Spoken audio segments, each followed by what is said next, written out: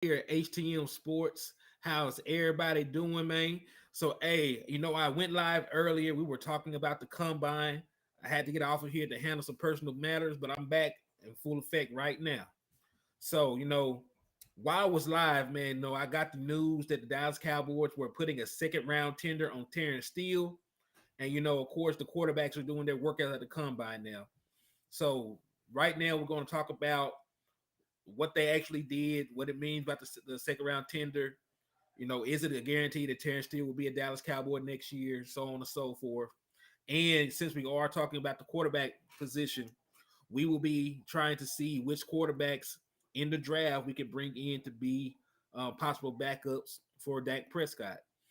As we know, Cooper Rush, right? He played well enough to garner some attention, this offseason. There's no guarantee he can go somewhere else and be a starting quarterback. But there is a good possibility that a team will pay him to come in there and be a bridge quarterback, right? He might be able to get some more money from a different franchise.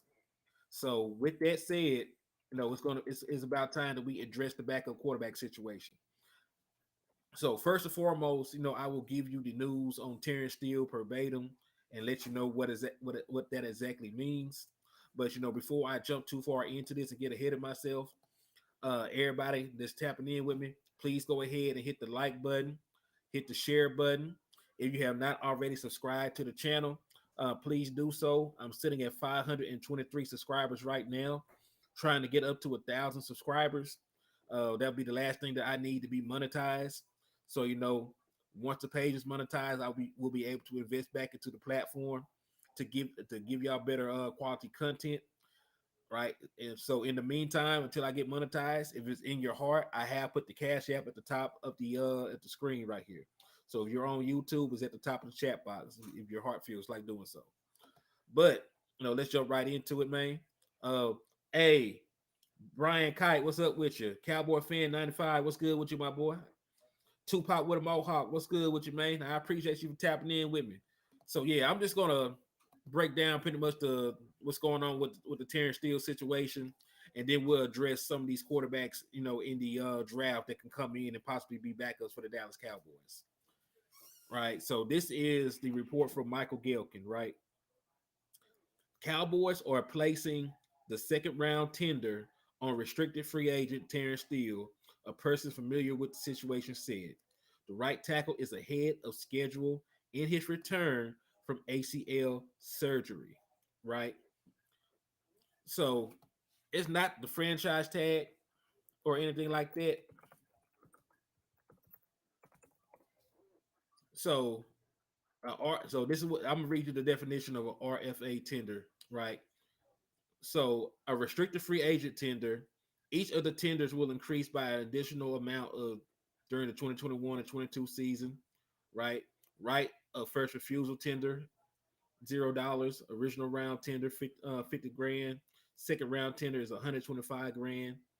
It increased by 125 grand, so on and so forth. So pretty much, right?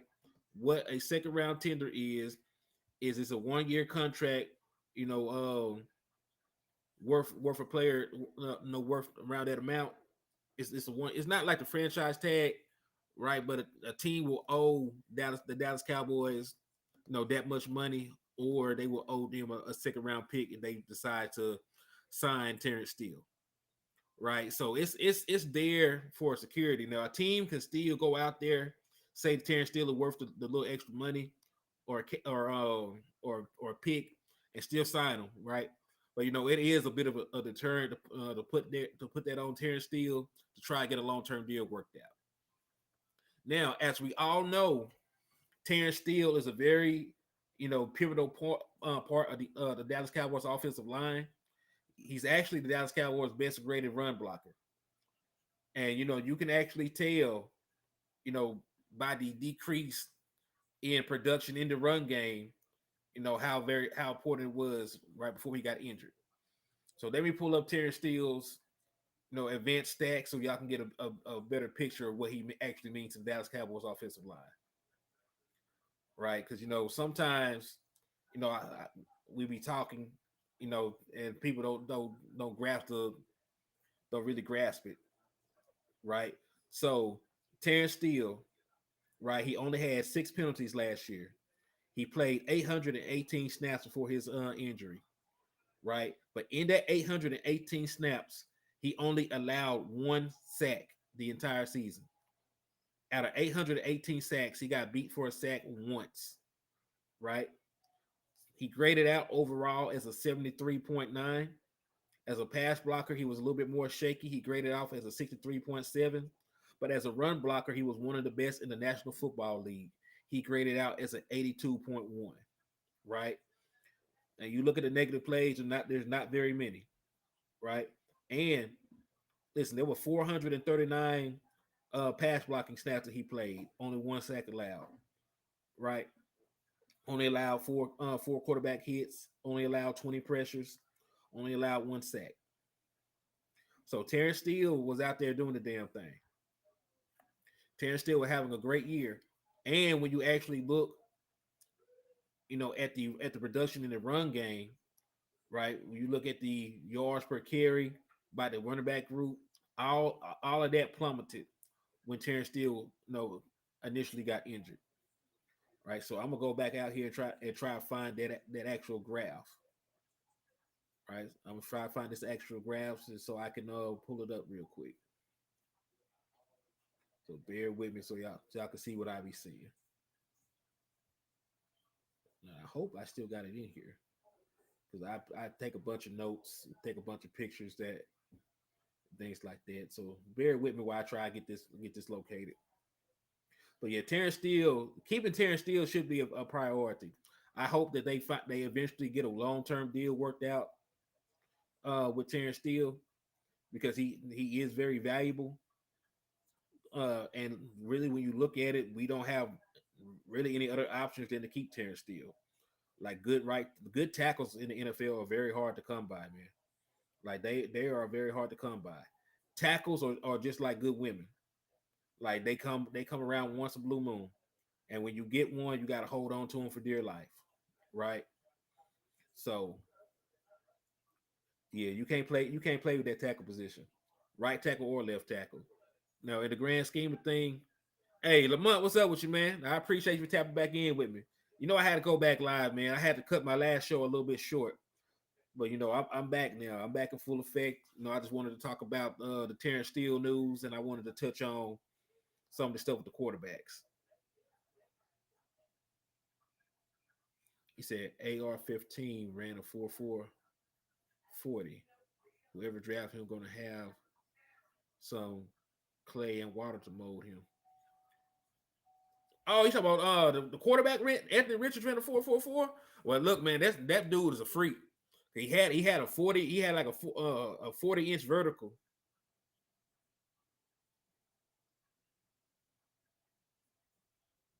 I don't think it's a mistake. Right? I think it's because there's not that much money on a tender. I think they just I think they will work out a long term deal with him. Right? I don't know. I just think they trying to keep him from hitting the open market. I do think they'll work out a long term deal with him. At least they did not give him like a full franchise tag or anything. That would have been disastrous, right? But giving him a second round tender, it's not that much money. It's not that much money for a second round tender. So I do believe like eventually something will get worked out. Yeah, 6'4", 244. That's Micah size at quarterback. That's a big boy, man. A big strong boy. But yeah, I'm not too upset about the second round tender. He said, yeah, he said all it took for him was tender. Well, we will see, right? Because they still have ample opportunities to sign him away from us. But because he's coming off an injury, because he does not have a big name, right? He might not be that big of a market for Terrence Steele. I'm glad he's here,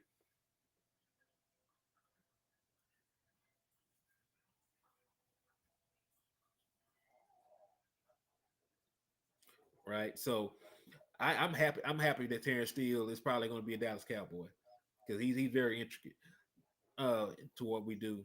I signed him for a second round tender if that pick, right? I know, right? I know some teams probably would.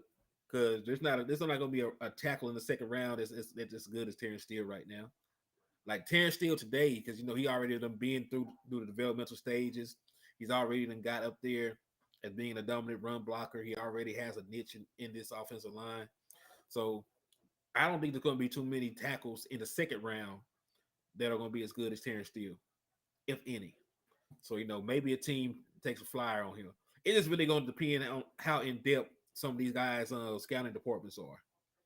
Right on the face, at face value, no, he does not have a huge market like Coach Marv insinuated. But there might be some teams out there smart enough to say F that second round pick. Right. And we do get the match. We do get the opportunity to match. So unless it's just egregious money these other teams are trying to sign him for, it's pretty much set in stone. We'll probably get him back. And it's a safe bet. Because it let him test the open market. And I don't think there's a team that's gonna overpay for him either though.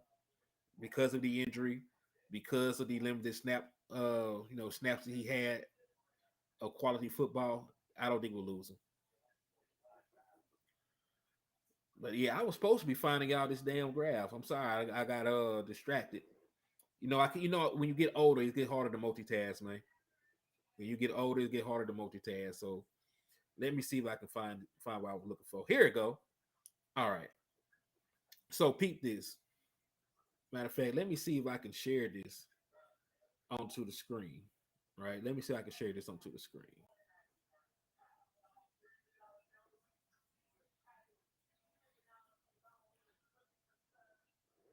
Hold on.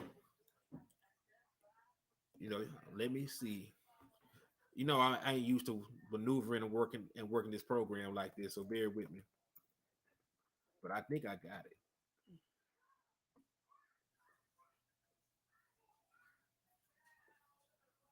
I think I got it either way. Let me see.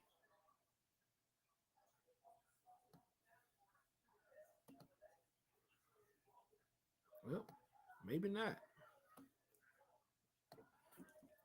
I might just need to send it to my inbox, and then I could upload it on here. Yeah, I'm doing that.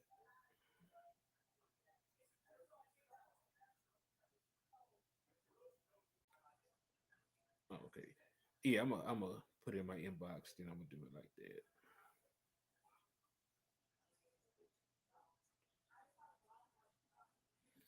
Matter of fact, I think y'all seen this graph before, but I'm still gonna share it with y'all.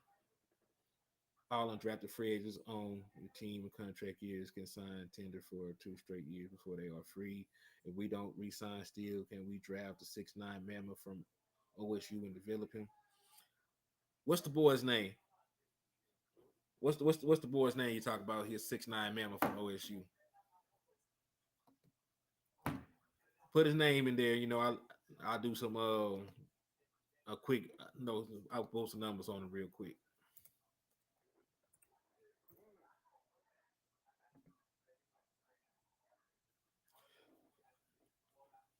What about the Giants might make a move for Steele? Well, the beautiful thing about him being tendered is we can match the offer, right? We can match the offer, and I don't think the Giants are going to overpay Terrance Steele.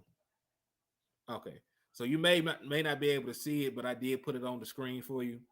So this is the production of the offensive line, right? With Steele and without Steele, right? And there's a start difference, right? Because you look these first couple of weeks, 3.8 yards, 4 yards a carry, 6.4 yards. The only really bad rushing game was against Washington, right? All these other games, 5.5 yards, 5.2 yards, 5.2 yards, 7 yards, 5.7 yards, right? 6.2 yards. Terrance Steele got injured in the Houston game. We were averaging 4.2 yards a carry. Next week against the Jacksonville Jaguars, we only averaged 3.8 yards a carry. Against the Philadelphia Eagles, we averaged 3 yards a carry. Tennessee Titans, you only averaged 2.6 yards a carry. And then we all know how abysmal the rushing game was in the 49ers game, right?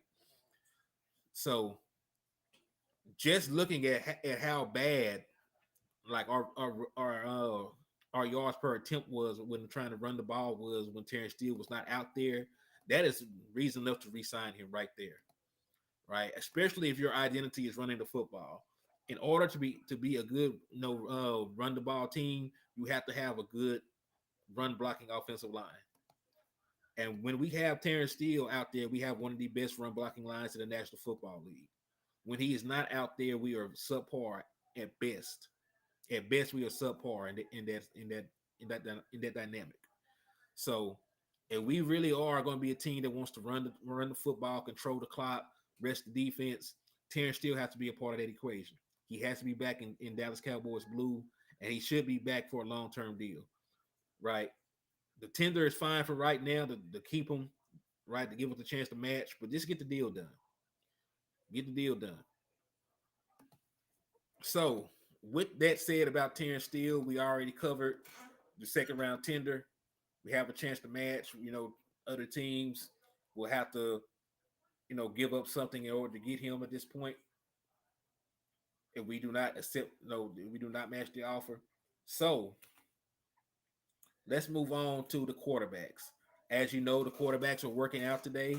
These guys are running the 40s, doing passing drills and things along that lines. So let's address it.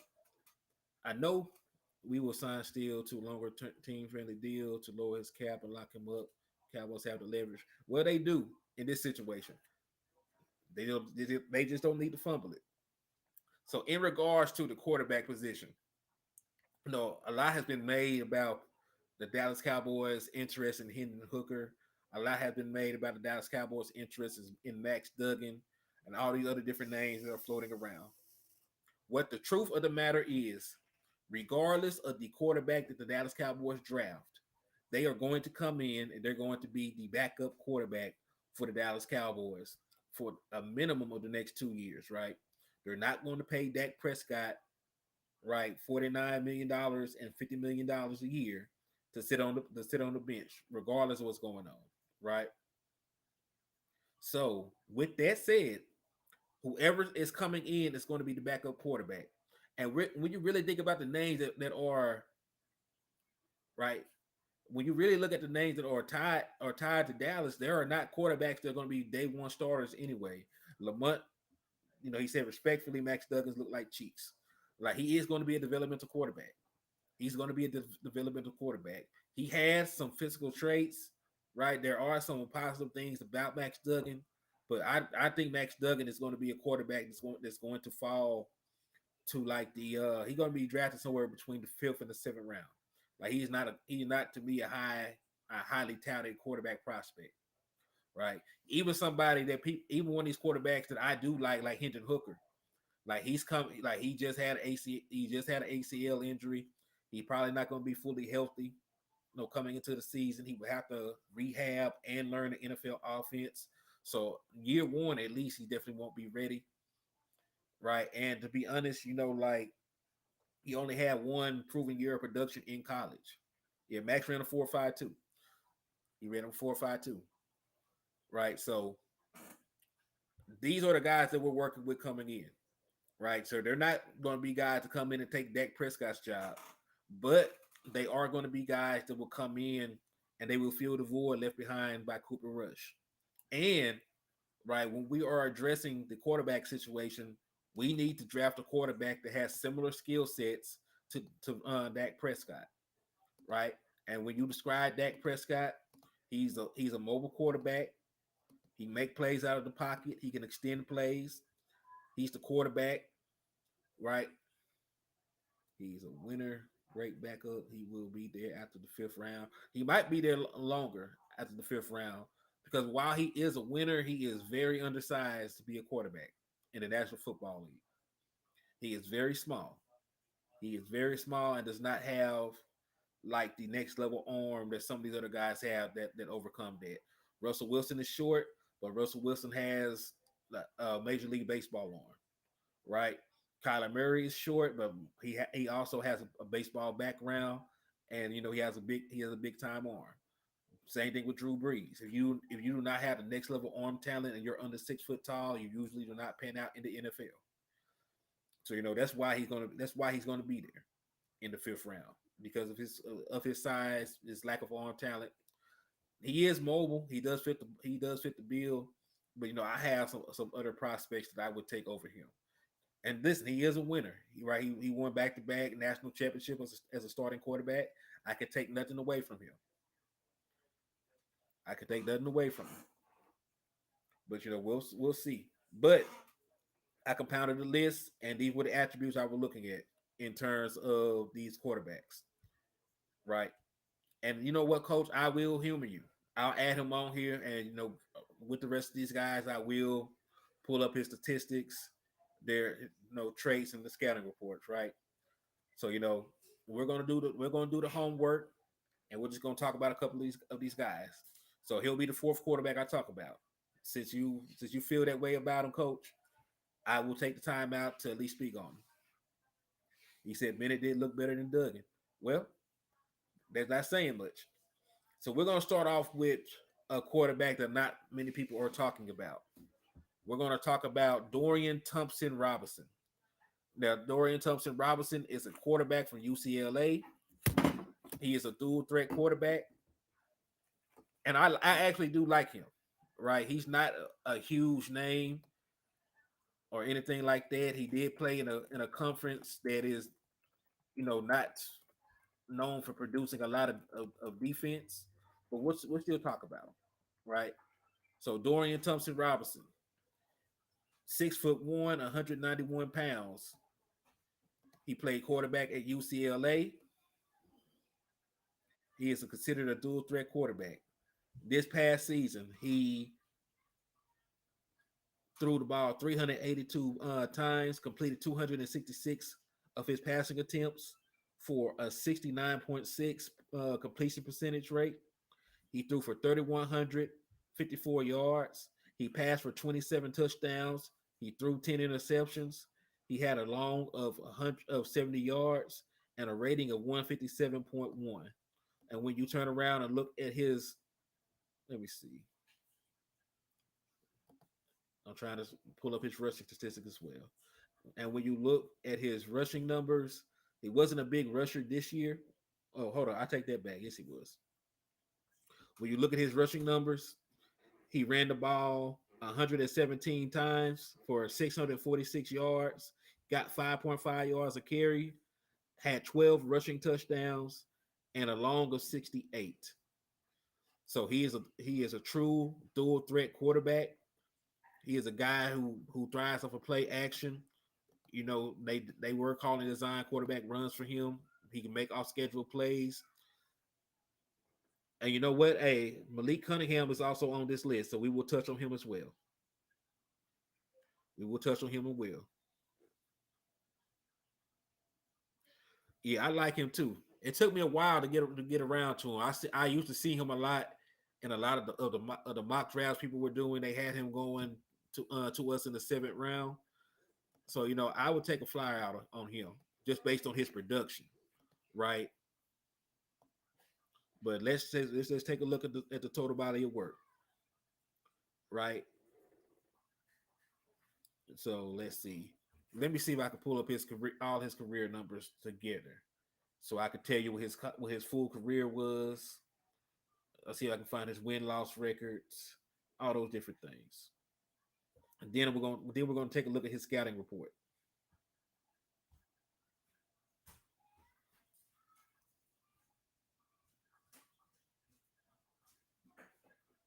All right.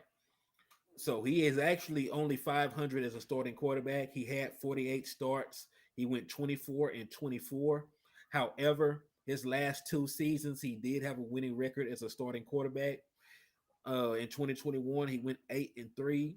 In 2022, he went 9-4. So each year he got better as a quarterback. You like looking at things like that, the natural progression of players. So that's a good sign. For his career, he completed 63.3% of his passes.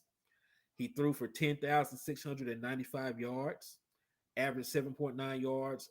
An attempt for his career, he threw 88 touchdowns to only 36 interceptions. Had a passer rating of 145.5. As a rusher, he ran the ball 470 times. He rushed for 1,827 yards, and he ended his college career with 28 rushing touchdowns. So in his college career, he scored over 100 times, right? So I think the only real issue with him is the conferences he played in, his record as a starting quarterback, just from the stats at face value. But let's take a look at the actual scouting report. Like the guys that get paid try and try and analyze NFL talent. There's plenty of guys that do that already. So why reinvent the wheel? Let's look at what the experts have to say about him. And then maybe one day we'll get together with Landlord, who has some nice all 22 college tape booming for y'all. But maybe we'll get with him one day and we'll take a look at it. All right, draft profile.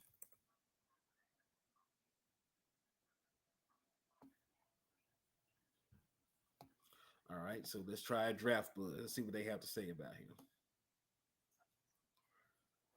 Draft Buzz has him as an undrafted free agent right now.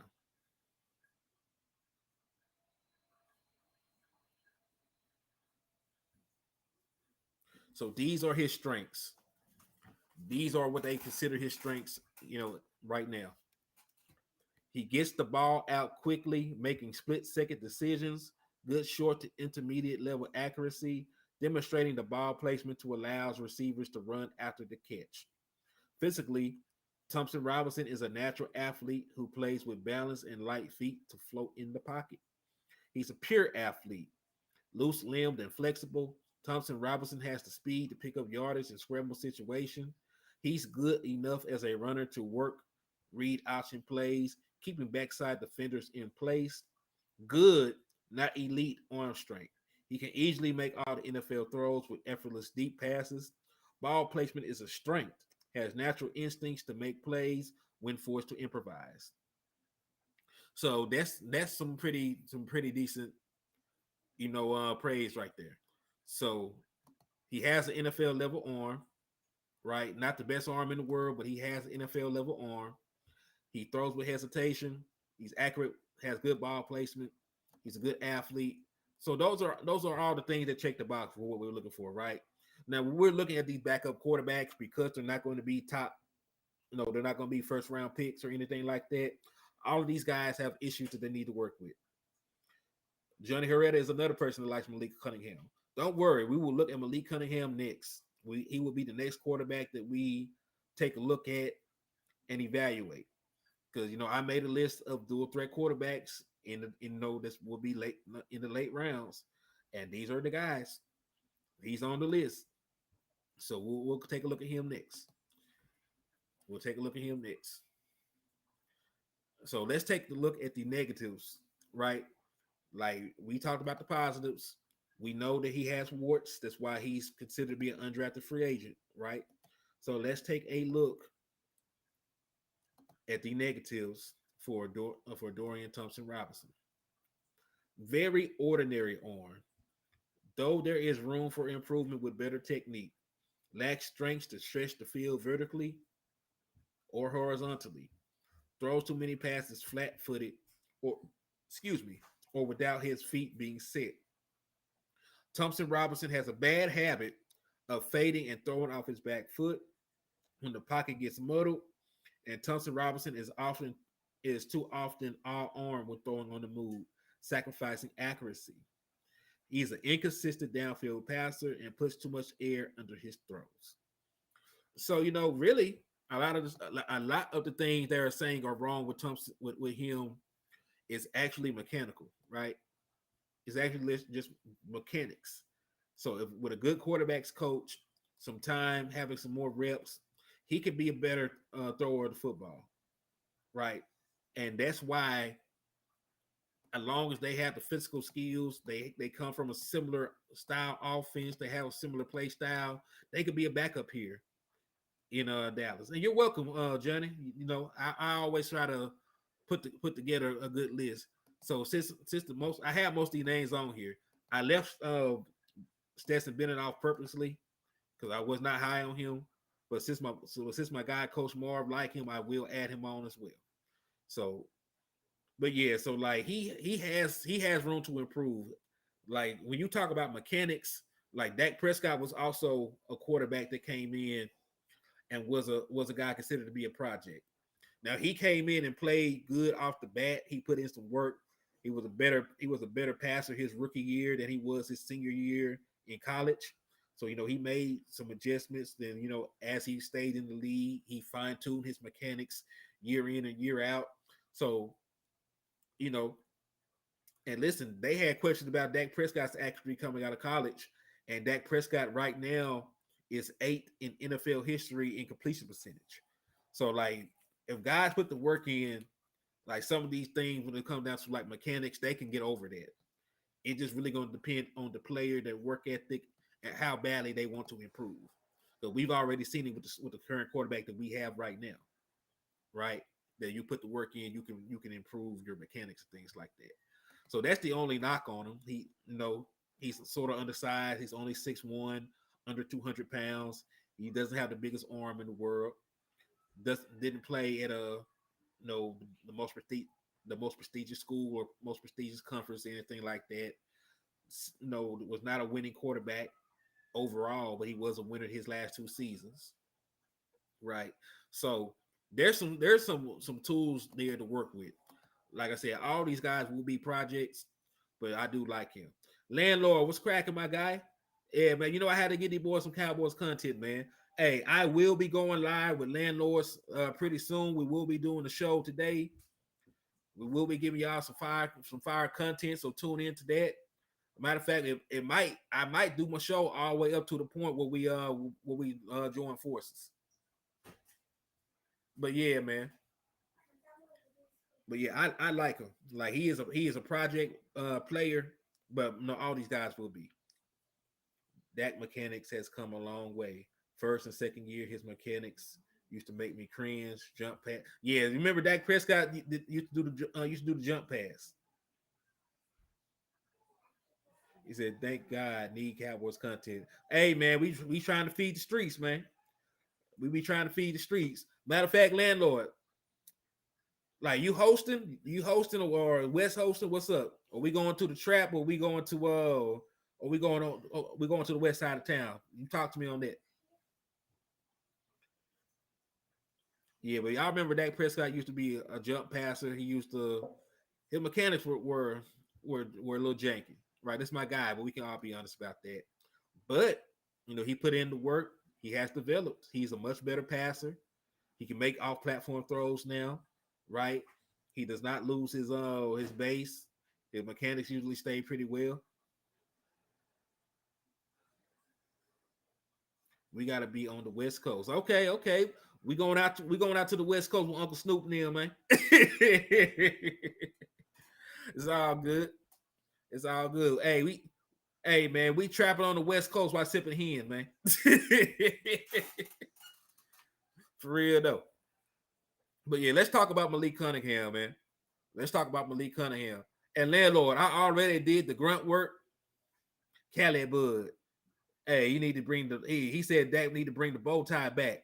Hey, that when he was a dog, man. He's still a dog, but like that dude was different. That's when he was running through safeties and trying to truck through linebackers and stuff. Like Dak Prescott was crazy when he came to the league, dog. For real though. But let's take a look at Malik Cunningham. Now, Malik is a nice prospect.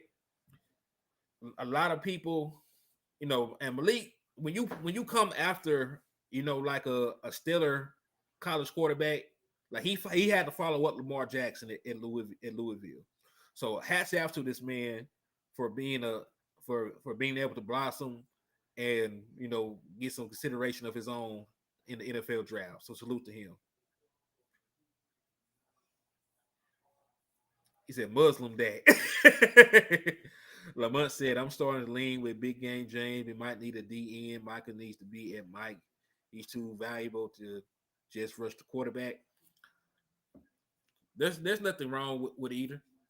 There's never such a thing as too many pass rushers, my guy. Right. So if we can get a good pass rusher, If one of the best pass rushers fall to us, or I'll go even further. Defensive line in general is not a bad idea. I'll take another pass. I'll take another edge pass rusher. But if the board from Pittsburgh falls to us, we definitely have to take him. He's too damn good. He's too good. But I more so would like to get another pass rusher because the Marcus Lawrence contract is finna be up. Armstrong is in the last year of his contract, so like the other pass rushers besides Michael Parsons are finna be gone. And listen, like if Michael Parsons is ready to take over some more Mike duty, that would be cool. But right now, if he's not ready, then don't force it. Right? If he's not ready, then don't force it. All right, so let's take a look at my guy Malik Cunningham. And this year, if I'm not mistaken, Malik Cunningham got injured. I don't think Malik Cunningham even finished the season. But let's take a look at his overall record. Matter of fact, let me take a look at.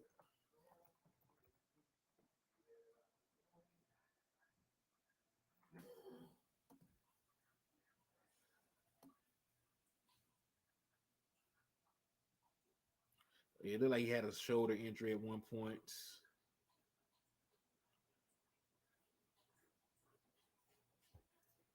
Yeah, so he didn't. He didn't. I don't think he played the full season.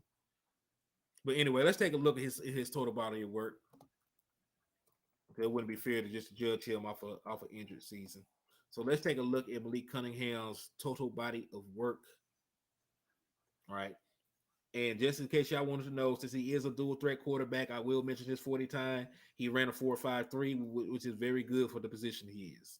Right, 4.53 for a quarterback is damn quick. Jalen Hurts only ran a 4.5 as well.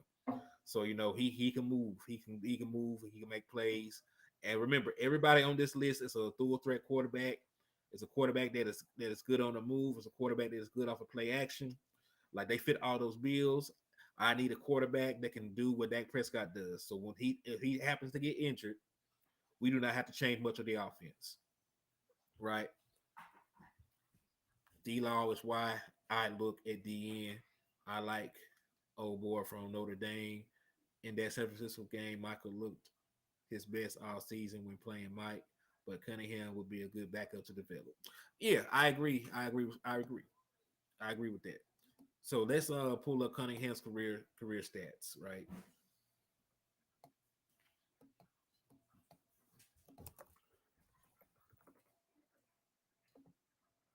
All right, boom. So he's 6'1", 192 pounds, right? So for his career, yeah, he only played 10 games this season. He only played 10 games.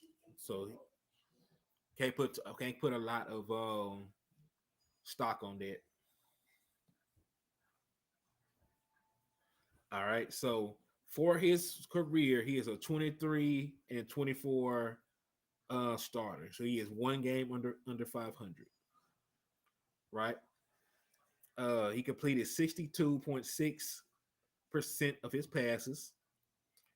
He passed for 9,660 yards. All right. He threw for 70 touchdowns, threw 29 interceptions. But this is the key here. He rushed for 50 touchdowns, right? In 2021, he rushed for 20. He actually had more rushing touchdowns in 2021 than he did passing touchdowns.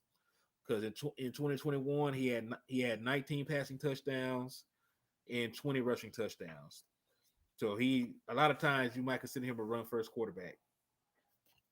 But the positive about that is he still scored 120 touchdowns in college. That's good production. That's good production. Now let's take a look at his. No, let's take a look at his draft grade, his projections, and all the other stuff. So let's take a look at Malik Cunningham. Boom.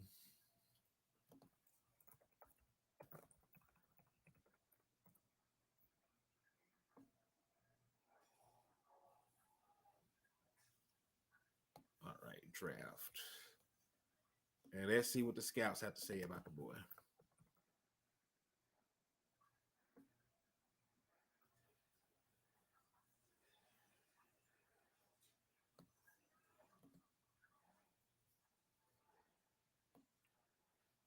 All right, so let's take a look.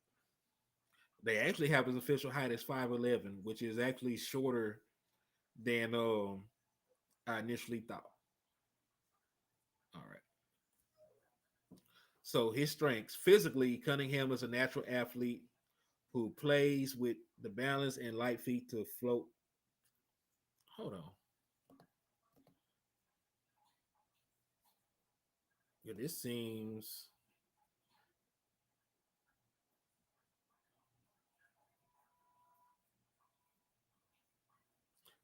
See, this threw me off. They used some of the same verbiage as they did with the other guy, so that threw me off. It threw me off.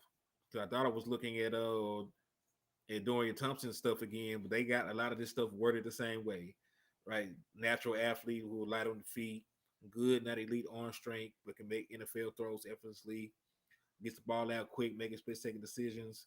Good intermediate level accuracy, demonstrating the ball placement to allow receivers to run. Both of those are worth like the first three are word for word copy and paste from the last guy, literally. Athletic quarterback who is a threat to lead the pocket and gain positive yardage at any time. Possesses very good vision, balance, elusiveness, and deceptive speed and power as a runner. Very confident passer and shows good accuracy and field when in rhythm. Showed better ball placement from past years and throws very catchable passes. Pushed too much air in some of his throws and needs to show a lower trajectory on deep throws. Picks up yards with his legs when needed. Right? So a lot of that is the same. But there a lot of the guys are the same kind of quarterback. A lot of the guys will have the same kind of flaws, right? So right now, him and Dorian Thompson match up pretty well. So right now, either one of them would be fine with me. With the kind of with the kind of athleticism he had, this similar to Jalen Hurts.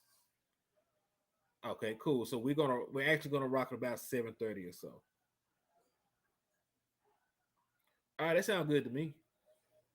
Yeah, the landlord, that's fine. We can rock. We can rock then. We can rock then. But that give me time to put together some more stuff for the show. Even with the Cowboys a better team in 2022 to 2021? No, no, we were not. We had a much better team in 2021, but there was not as big of an emphasis on the run game in 2021 as there was in 2022, right? So I think that's the difference. I think that's the difference because also we had less talent, right? We did not have Amari Cooper, we did not have Cedric Wilson. Even if you look at a guy like Malik Turner, like we gutted our wide receiving core, so we had a much better. Boy, probably be like 4 shows by the time it's over with. We working, man. Off season, ain't no Cowboys football going on, combine going on. We gotta keep grinding, Eli. But I appreciate you for supporting me, man. So please hit that share button. Hit that share button on your way in, and hit your share button on the way out too. But yes, but yeah, they. I think we were a much better team last year. You talking personnel wise, we were a much better team 2021 than 2022. But we were better, right? With Mike McCarthy putting pressure on Kellen Moore, at least he did run the ball. Oh, we still listen because I still think we were a better team in 2021.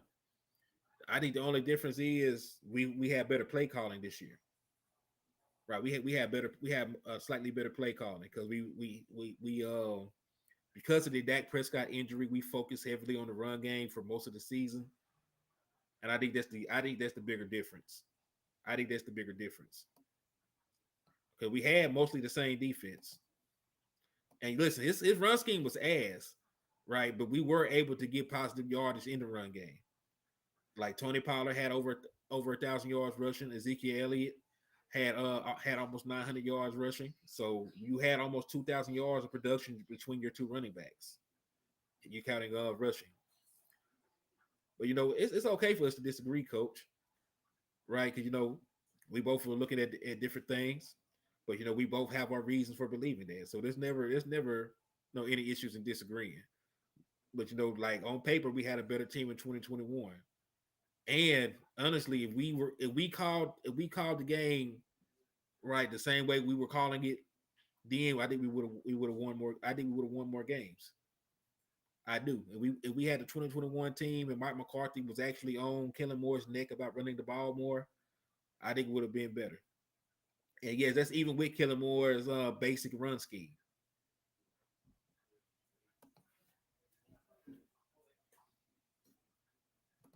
I could see it on both sides. This year we did better on penalties, and last year we had better talent. Yeah, I do think though that it was a blessing that they did not resign uh, Collins. I think that there was a blessing, right? Because Terrance Steele was a much better right tackle last year, right? Even in 2021, Terrance Steele was a much better right tackle. All right, but let's look at the weaknesses in Malik Cunningham's game. Sales throw to either sideline.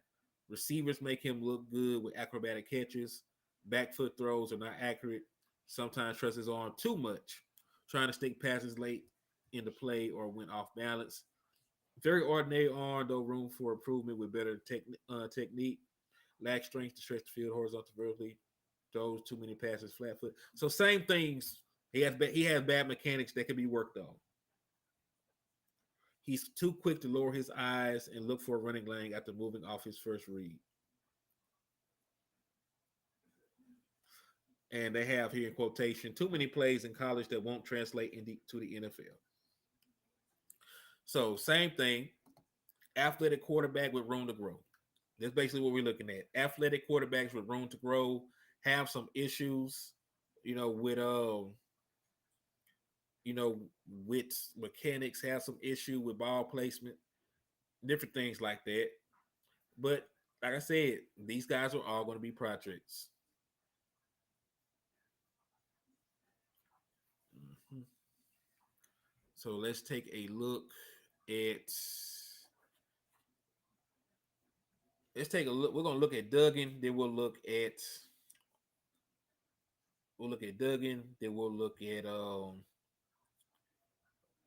Benson, and that should wrap it up with the quarterbacks. So let's take a look at Max Duggan real quick.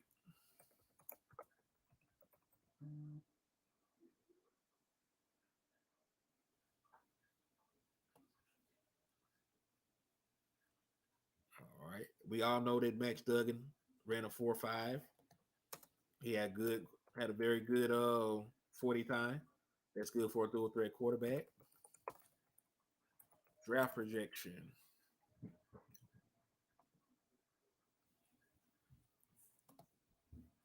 All right.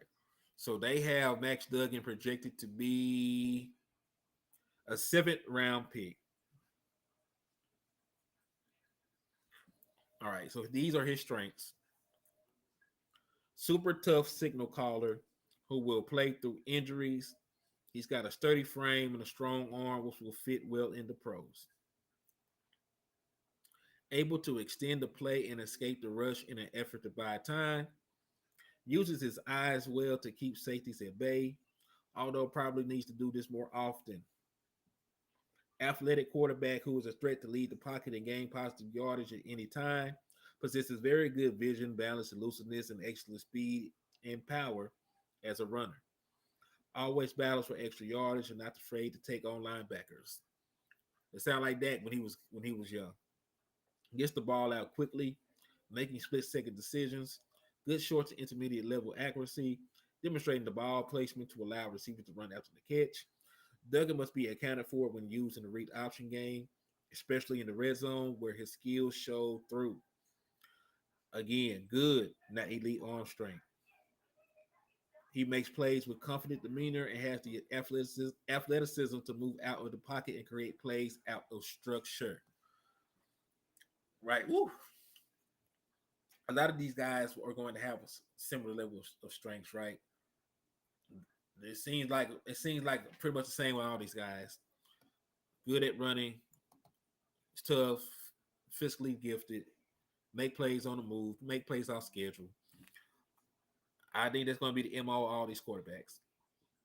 Now let's get to the nitty gritty. What can they not do? Right? What can they not do? And that is going to be we had a first place schedule in 22 and gave 2 games away in 2022, so it should have been 14-3. 2022 with one playoff win. Offense ranking would have been better if Dak did not get hurt and defense was better. Well, see, you're talking about the team performance. This team performed better than 2021, but there's no way that we can look at the actual personnel and say it was a better team. Who did we change out on this team? The only difference was we got rid of Collins and let Terrance Steele continue to play. Let's see who else. What was the other roster moves? Right, because like everywhere else around the team, we downgraded. So I understand your point. I understand your point that we did better, but I can't just in good conscience look at the team that we had in 2021 with the assortment of playmakers as how well Dak Prescott played. But Dak Prescott set the single season record in Dallas Cowboy history for most passing touchdowns in 2021. Right? And look, I know we had a better schedule and things along those lines. We also beat more winning teams this year. I'm not arguing that we didn't perform better in 2022. But you said your key word was better team, right? So the better team was the 2021 Dallas Cowboys. The most productive team, however, was the 2022 Cowboys, for whatever reason that may be. All right, let's look at Max Duggan's weaknesses. Max Duggan's weaknesses. And there's a laundry list. His mechanics lack any kind of refinement, and he often plays erratically. Definitely saw that during the championship game. That's only average long accuracy on his passes. He regularly displayed poor footwork. He stares down his receivers, leading to interceptions. Often holds the ball too long. While he keeps his eyes up while moving, his mechanics get increasingly sloppy once he's pushed off the spot. He struggles with decision making. Needs to improve his pre-snap recognition, to read defense and see the blitzes. Doesn't decipher information as quickly as you would like, but he does see the entire field and understands the coverage. Probably not big enough to consistently hold up at the next level. If he continues to play recklessly, he'll need to learn how to protect his body.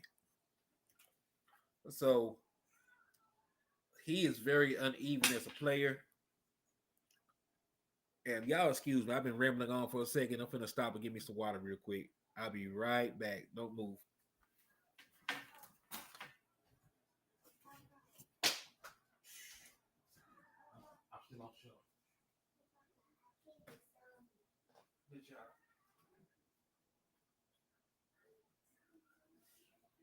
Good job. Good job. Good job. Yes, you did good.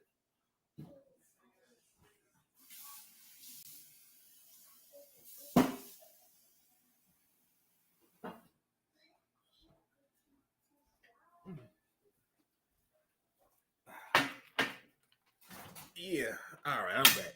Yeah, I got little parts running through all these draft profiles, man.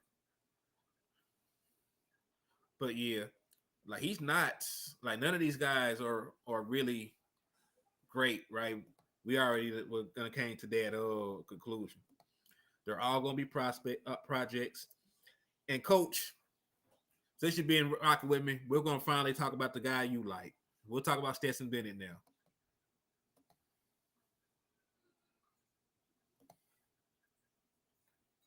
Sports City said because we got rid of the top rat chief, the coaching is key. That is true. I forgot about Randy Gregory. And listen, with the many penalties that he had in the playoff game, like I think we got better just by some of the guys that had all these penalties just not being on the team made us better, right?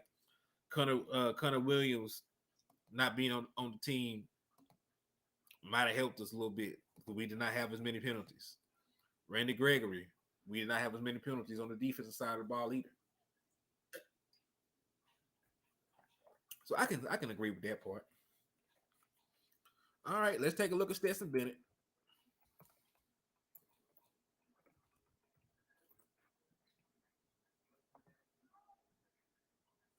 Let's take a look at his career numbers. He ran a 4.67 at the 40 time. I don't think he really put that much effort into it, honestly. But let's take a look. Scouting report.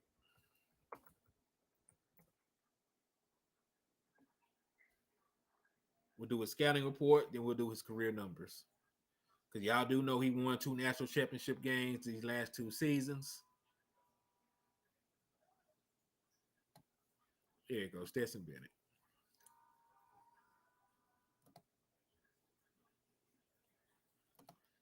Okay.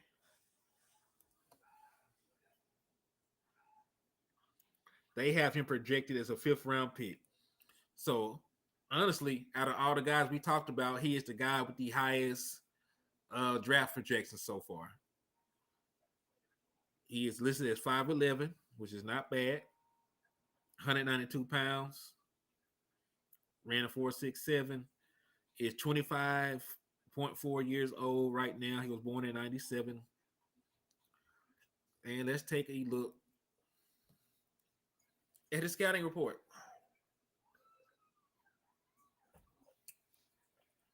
Again, good, not elite arm strength, can make the most of the NFL throws with effortless intermediate passes. Sees the field very well. When the play breaks down, and has the quick thinking and football IQ to change plays at the line. Confident passer, shows good accuracy and field when in rhythm. Showed better ball placement from the past years and throws very catchable passes. Picks up yards with his legs when needed and shows a natural affinity to avoid pressure and buy time. Possesses very good vision, balance, elusiveness, and deceptive speed as a runner. Quick release, making him tough to sack. Natural instinct for the game and a fantastic never say die attitude that so far have managed to make up for his average athletic skills. Sprays the ball anywhere on the field, especially when given a pocket from which to deliver. Will step up into the pocket while looking downfield, reset his feet, and deliver. Natural leader who is well respected by his teammates. So those are the positives.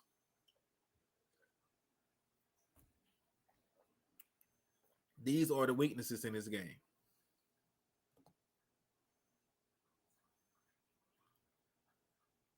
He said, "How Tank?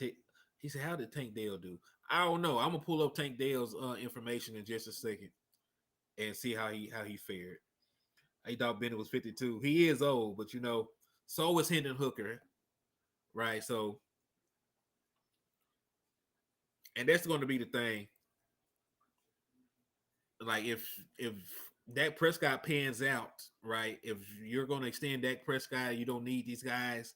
He will be 30 by the time Dak Prescott is out of Dallas. If you actually extend Dak Prescott for the next 2 years, Stetson Bennett's going to be turning 30 at that time if he's the backup for the next 4 years. Same thing with Hendon Hooker. So you don't really buy yourself that much time picking them to sit there. Like these are guys that are going to have to come in and be able to play to get the most out of them, right? Because remember, Dak Prescott when he came into the league, right? This is going to be his 8th year. He's 29. He was like 21, 22 when he came into the league. And if you ask these guys to sit for 4 years, they'll be 30 by the time they play. I'm talking about Hendon Hooker, and I'm talking about the boy Stetson Bennett.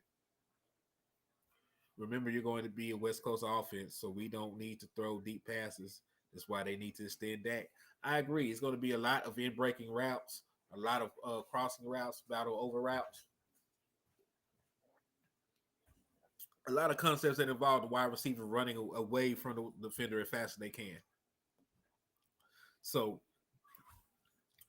I think a lot of these guys will be fine as long they are able to learn, as long they're able to develop and are willing to listen. So let's take a look at is this. So Bennett often holds the ball too long. While Bennett keeps his eyes up while moving, his mechanics gets increasingly sloppy once he's pushed off the spot. It's obvious why Bennett isn't viewed a highly rated NFL prospect.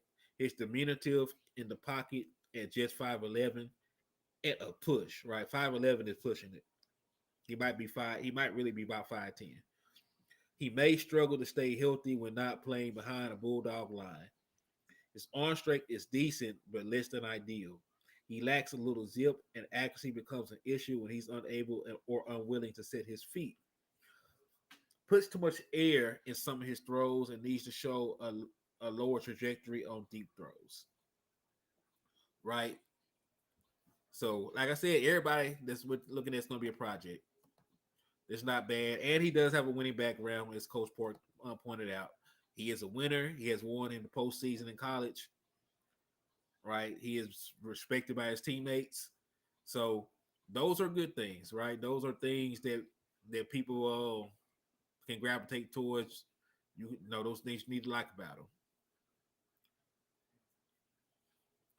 So let's take a look at his career numbers, and then we'll hold church and we'll talk about everything that we just covered.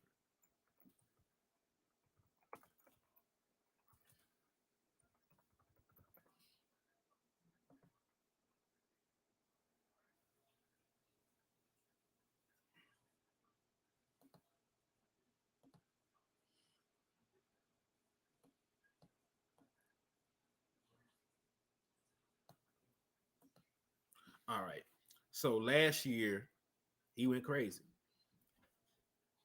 68.3 completion percentage, passed for 4,127 yards, passed for 27 touchdowns, and then he ran for another 10 rushing touchdowns. So he showed his value, right? He accounted for 37 total touchdowns. He was very careful with the ball. He didn't have a bunch of turnovers. So that's good. 2021, 64.5% completion percentage, 2,862 yards, 29 passing touchdowns, 7 interceptions. He only actually had one rushing touchdown in 2021, right? But that's what you get from him. Like, he is a guy who can make some athletic plays. I know he's an undersized player, but there are some positive things that he does. Whether he can stay healthy at the NFL level is a different question, but there is no question that he has some skill. So, out of all those names that we mentioned, which one would y'all prefer? I know Coach Marv really likes Stetson Bennett, but what about y'all? Who out of those names that we mentioned, who do y'all like the most? Right? Because I read everything off to you. A lot of it is similar. They have a lot of these guys have the same issues and they have the same strengths. Okay. Oh yeah. You want me to find Tank Deal? All right. So Tyrell Church, I am going to look at Tank Deal for you. He's the wide receiver from Houston. I will take a look at his combine stuff.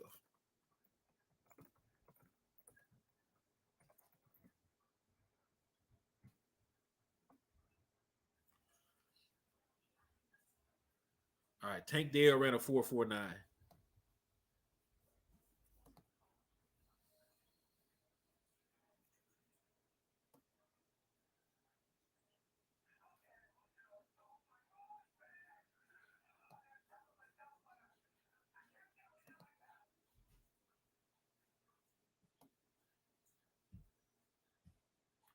All right. Let's see.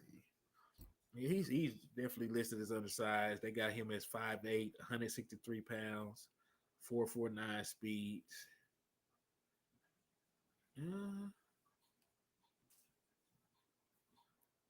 Measurables on everything though. They're not.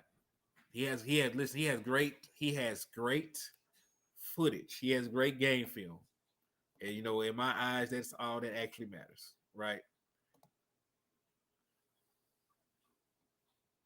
Yeah, but like 40 times don't really mean nothing, kinfolk. There's a lot of these guys that run good 40 times in shorts and they can't do anything on the field. Jerry Rice is the best receiver in NFL history. He ran a 4.7, right? Keenan Allen keeps making the Pro Bowl. He's always open. He ran a 4.7. Uh, I don't think Michael Irvin had a super fast 40 time or anything like that. So like you can be a very productive receiver. He is a great route runner. He's explosive out of his breaks. 4.49 might be fast enough, man. It might be fast enough.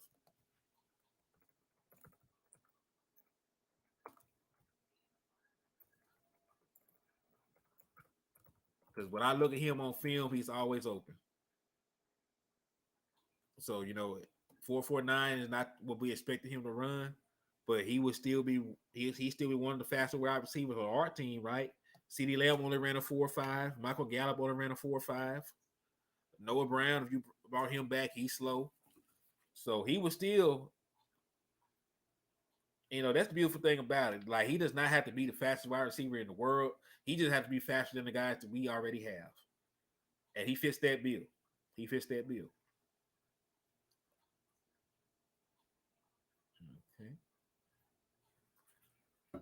But yeah, questions. So, which other quarterback that we mentioned during this the course of this show would y'all like? Malik Cunningham, Dorian Thompson, or would y'all want to rock with Stetson Bennett or Max Duggan? Out of those four quarterbacks, who would y'all prefer to be the backup for the Dallas Cowboys in the 2023 season? But they'll have a chance to learn from Dak Prescott. They'll be in a quarterback friendly offense. Like it would be great for them to develop under Dak Prescott, who has a similar skill set, who is a good professional, who is not going to give them the Aaron Rodgers treatment. I think he would help them if they ask. So, which one of those guys do you think would be a good fit for us as a backup quarterback? Tyrone Search says Stetson Bennett. So I have two for Bennett because Coach Marv likes Bennett. Tyrone Church likes Bennett. Anybody else? Johnny Herrera, you still rocking with me? Who you want? What's one of these guys you prefer, Tony? Johnny?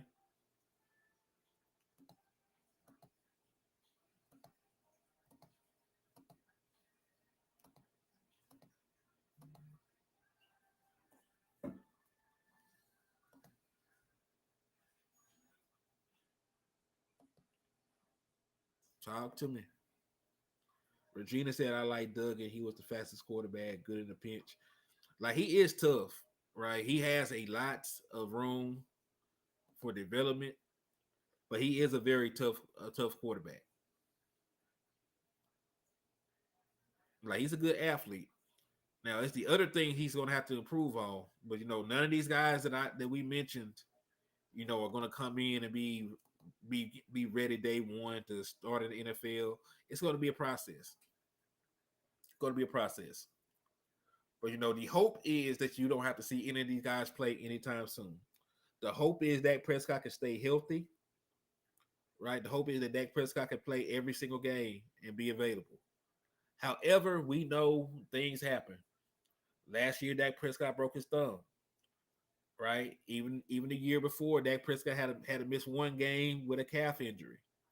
So we know that things happen. We know that Dak Prescott may or may not be available for every single game. So like hopefully the quarterbacks coach and Mike McCarthy and everybody else can work with whoever the young guy we have, so they can have a good outing when they do go out. Like think about this: there were three teams in the playoffs this year that had to play a backup quarterback because of injury. San Francisco 49ers, right? They had to play a backup quarterback. Baltimore Ravens had to play their backup quarterback. Miami Dolphins had to play their backup quarterback. And look, The Ravens lost, but they almost won that game, right? They almost won that game with their backup. We saw what the 49ers were able to do with a backup. They went to the NFC Championship game. So having a good backup quarterback is important, right? Having a backup quarterback that you can still run your same offense with is very important. So I would definitely draft either one of these guys. Like they all fit the bill. I know I wasn't high on Stetson Bennett, but he also fits the bill of a backup quarterback that we need in Dallas. Athletic, can work well out of play action, can use his legs as a weapon, can operate outside of the pocket. Like all those things, should be a requirement for any quarterback we bring in because those are all things that your starting quarterback can do. While Dak Prescott does it better, of course, like they can also do the same things that he does. So you do not have to dumb down the playbook. There might be some calls you take out, depending on their arm strength. They might be able to make the throw, but pretty much everything else you can keep in with these guys. So everybody, I do appreciate you for taking time out your day to listen to me ramble on about these damn Dallas Cowboys. And listen, I know y'all real fans, man, because y'all just spent an hour and some change listening to me talk about backup quarterbacks that not even on the team yet. There's no guarantee we draft any of these guys, but they are good prospects. They fit a need. So I appreciate y'all for rocking with me. Victor Lee, what's up with you, man? What's up with you, brother? I appreciate you for tapping in with me over here at HTM Sports, brother. So hey, I hate that you came in, man. We touched on a little bit of everything. We touched on the Terrance Steele contract situation. They placed a second round tender on him. No, we went through about 4 quarterbacks that are available in the draft that will fit our need at backup. So, man, hey, if you're late coming into the show, just rewatch it. It will, I appreciate you for taking the time to come over here and chop it up with me. But yeah, man, I will be going live again. Looks like around 7:30 my time. We'll be doing another show. I will be doing a joint show this time. We'll be with landlord Adrian Martinez. Okay. Well, since you asked the question, I won't jump off just yet. I'll answer your question, Kinfolk. Yeah, Richardson was the fastest quarterback. He ran a 4.44. Now, hey, you might well stay, Victor. I'll answer your question on Adrian Martinez first. And then I'll get out of here. All right, so he's a quarterback. Okay, the quarterback for Kansas State. All right, I'll give him the same treatment as I did the other guys, right? Because all we did was look at their career numbers and we went through their draft report. I do live in Texas. What's crazy is the place that I live at is both Texas and Arkansas. It's a place called Texarkana. Part of the side is Texas. Part of the town is Arkansas. There's a state line right in between. I'm from Arkansas, but I currently live on the Texas side of Texarkana. All right. So these are the career numbers for Mr. Martinez. He only played in 6 games this year for the Kansas City State Wildcats. Right. He completed 86 of his 138 attempts, 62.3 completion percentage, 900 passing yards, 6.5 yards an attempt, 4 passing touchdowns, and then he ran for 9 rushing touchdowns this year.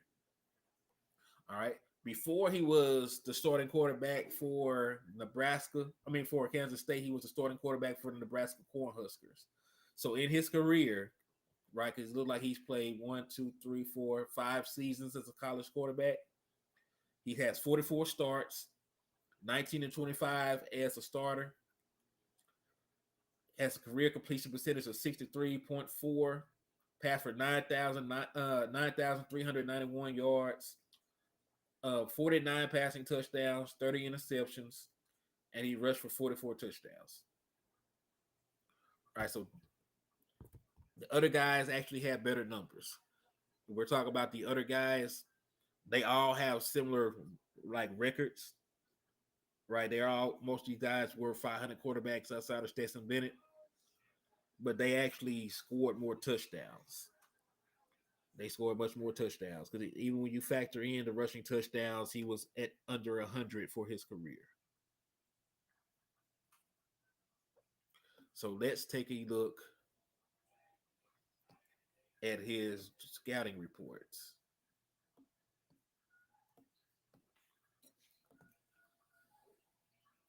All right. And let's take a look at what he ran at the 40. He ran a 4.75. Okay. That's still good for a quarterback. I think he has similar speed to Dak Prescott. To put that into perspective, Dak Prescott ran like a 4.78 or something like that. So like him and Dak Prescott have around the same amount of speed, which is fine because he has size. He's 6'3", 219 pounds, so he has size. So he doesn't really need to be a burner. He's type of guy that could probably break a couple tackles. All right, so this is his strengths in his scouting report. Martinez is a natural athlete who plays with balance, light fleet to float in the pocket.